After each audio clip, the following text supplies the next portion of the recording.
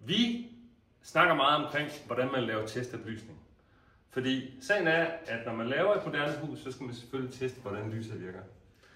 Og kravet til et rum er typisk, at man skal have lidt gennemsnitslysniveau på 2 eller 3 eller 500 lux. Men hvordan måler man det? Altså, man bruger selvfølgelig sit luxmeter, men man vil hurtigt finde ud af, at når man måler rundt i sådan et rum her, jamen så vil lysniveauet, det vil variere utrolig meget af det, efter man står. Står man lige under en lampe her, så måler jeg 600 lux.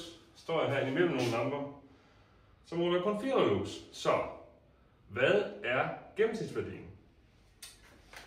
Giver man en norm, så skal man måle det ved, at man skal dele rummet op i grid, for eksempel en halv meter. Og så i hvert gridpunkt skal man så lave en måling, så regner man et gennemsnitsværdi ud for det. Det er fint, det kan man jo gøre. Ulempen er bare, at det tager utrolig lang tid. Og eftersom det skal laves uden dagslys, eller i hvert fald uden falsk lys, så skal det være om natten. Og hvis det tager 2 timer at lave en måling i et rum, jamen så kommer det til at tage virkelig mange nætter.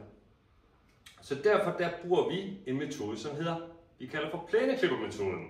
Det er meget hurtigere og giver faktisk også et fint retvisende måling af, hvad gennemsnitslysniveauet er i et rum. Og for at man kan lave sådan en lysmåling, så skal man bruge et rullebord. Her. Så skal man bruge et måleinstrument, og jeg bruger en Testo 440. Den er smart, det kommer lige tilbage til. Så skal man selvfølgelig have et rum, som der er mørklagt, eller også skal måle om natten.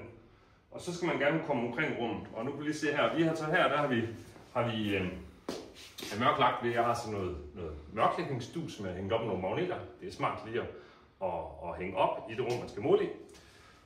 Så bruger jeg det her måleinstrument, og det jeg gør her, det er, at jeg har opsat den til at lave en logning i hvert sekund. Så lægger jeg min lyssensor her på rullebordet. Jeg har lige hævet den lidt, for at det ligesom cirka kommer til at passe med almindelig arbejdshøjde på et bord. Så starter jeg herovre i hjørnet.